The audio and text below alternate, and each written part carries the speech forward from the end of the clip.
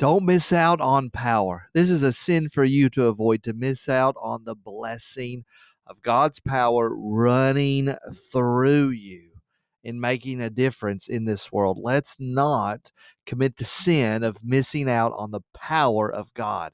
And these religious leaders, namely called the Sadducees, the very progressive liberal party, in the sense that they did not believe that the scriptures, they did not believe all of the scriptures, and they did not believe in the miracles. They were the ancient Thomas Jeffersons of their day. If you don't know about Thomas Jefferson, he went through the Bible and he cut out all the miraculous gifts, all the miraculous and all the miracles that happened, and he just kept essentially Jesus's teaching. So all the miraculous went out. So he cut it out. He cut out his Bible, and so he only had those things that were not miraculous in his Bible because he did not believe in the miraculous. The Sadducees were very similar to this. They did not believe in the miraculous, and they, in particular, did not believe in a resurrection.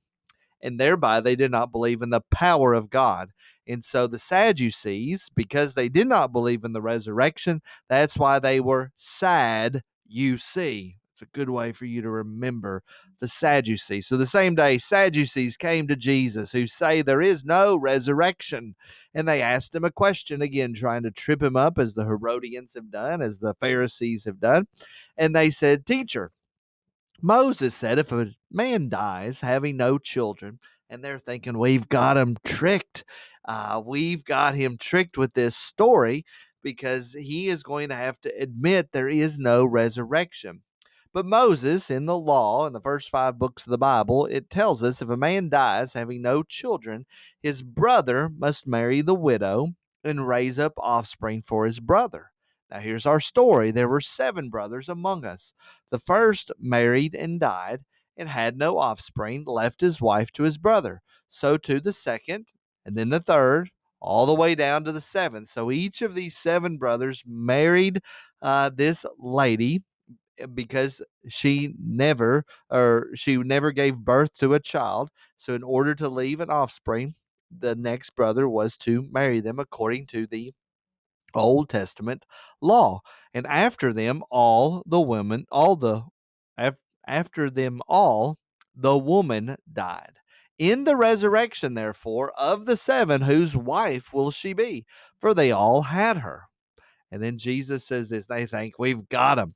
So Jesus said, you are wrong. He just plainly tells them, guys, you are thinking inappropriately. And notice why. He says, because you know neither the scriptures nor the power of God. They denied the miraculous. They denied the scriptures, and therefore they denied the power of God. Let's not miss out on the power of God in our lives.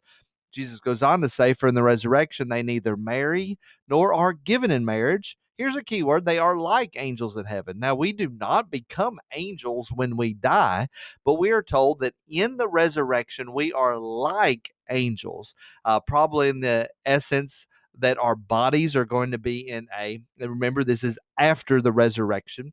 So it's not in the what we would call the intermediate state. When we die, our souls leave our body and they go to be with God in heaven.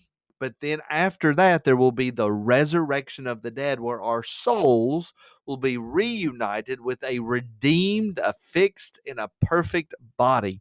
And so in that resurrection, our bodies are going to be like angels in heaven. And I think we get a good glimpse of what our bodies will be like in Jesus's resurrected body. Remember, he would appear and disappear. He would eat.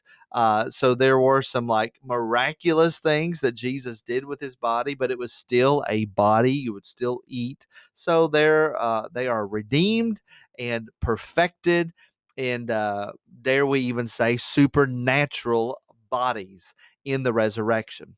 So he's saying you got it all wrong, because you will neither marry nor given marriage. So in heaven, we will not marry as we did. That will not happen in the new world, in the resurrection of the dead. 30:31, as for the resurrection of the dead, have you not read? So now Jesus is going to say, you've got to believe in the resurrection because this was said to you by God. He says, I am the God of Abraham, the God of Isaac, and the God of Jacob. He is not God of the dead, but of the living. And Abraham is still alive. Isaac is still alive. Jacob is still alive. They're just with God right now, and there will be a resurrection because God is not the God of the dead, but of the living. And then when the crowd heard it, they were astonished at his teachings. I hope you read ahead before you listened to this video, and I hope you journaled. I hope you have taken that extra step to catch the things that the Lord is teaching you. But here's my example journal entry for you. Scriptural insight is that knowing, embracing, and applying the scriptures give us power. The Sadducees did not know the scriptures nor the power of God. And when we know the scriptures, when we embrace the scriptures, and when we apply the scriptures, we receive the power of God. And then my prayer is, Lord, help me know your power as I apply your word. I want to know it more. Give it to me, please, Father. It's a prayer of petition.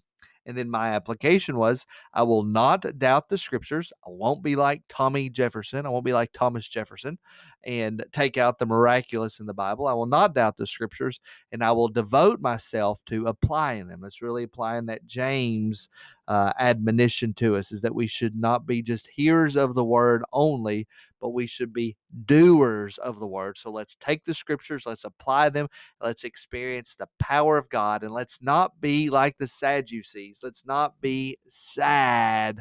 Let's experience the power of God in our life. I pray that's been a blessing to you. I'll see you in the next video.